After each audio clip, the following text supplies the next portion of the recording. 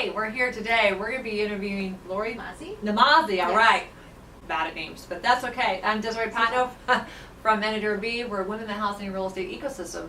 So today we're going to talk about what it is. You are former broker of record for First Team here in Southern California. So thank you for coming. My pleasure. And so how big is First Team? First Team has over 1,800 agents, about 1,850, and 25 offices. Wow. And only in Southern California. Very sizable. So when we talk about compliance and oversight and what it takes for risk management for mom and pop brokerages, which are really driving the nation, especially here in Southern California, you made a statistic earlier tonight. You said that over 85% of all the brokerages have 5 or less employees. 5 or less agents in the state. That's unbelievable. Yes. And so when we look at that 5 or less agents, the compliance, we're in Sue Happy, California, and yes, and the ideas of selling the disclosures, the number of complete packet that you have to give. I think I counted like 80 pages by the time you went through the RPA, which is 10 pages, and the state advisory, and we could go on and on and on down the line. Right. How do we sit here and really analyze the time it takes from a mom pa place, having 5 agents you talked about, making sure they have their E&O, making sure that they have their compliance with the boards, making sure that they have formal training? What does that look like to you? So the most important thing is training, as you mentioned, but first you need to start with a solid system. So you need to have policies and procedures, and you need to spend the time to develop those. You Okay. need to have them documented, and you need to be able to point to those policies and procedures, so when you are training the agents, you have a reference for them. And of course, it's going to first start with regulatory compliance, and then it's going to start with, the next step is from recommendations from our state association. What do they advise our industry for best practices and for risk management?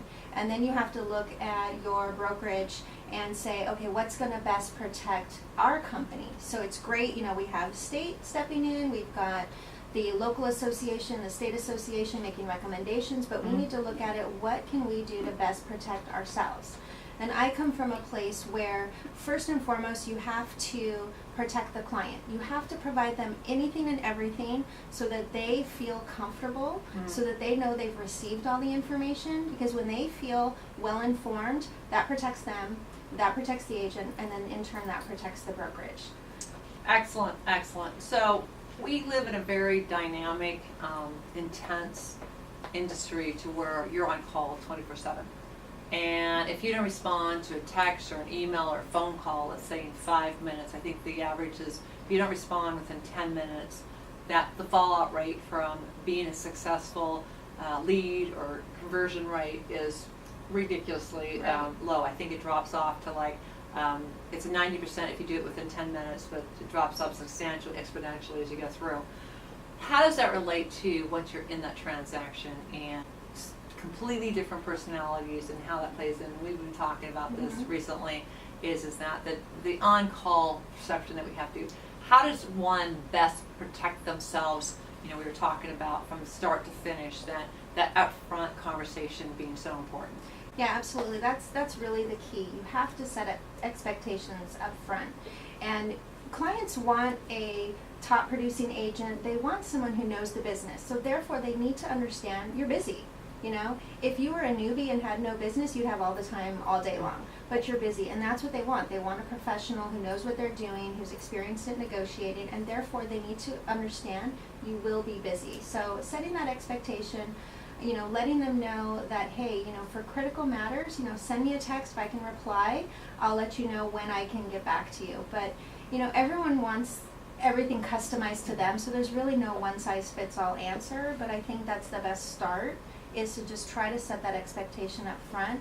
Hey, I'm here for you, I'm here for you, but there are going to be commitments I have to hold to, and you certainly wouldn't want me answering the phone during our listing appointment, to help another client. So in turn, I need to prioritize what is important at that moment, and I will absolutely get back to you. It's usually, within X period of time, and set some realistic expectations. I think that's excellent input, because we've got to the point to where it's crazy. So this is a snippet of what we want to talk about. That's going to be on our sheCall,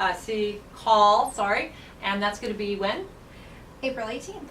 All right, so it's Looking April forward to it. 18th, thank you, and that's going to be 8:30 to 9:30, that's on a Wednesday. So please join in, and it's 949-209-6642, if I'm not mistaken, is the call-in number for that. So please stay tuned and see us on our next sheCall with Lori Namazi. Namazi. I got that. All right, thank you very much for tuning in to NAWRB Women in the Housing Ecosystem. Thank you very much.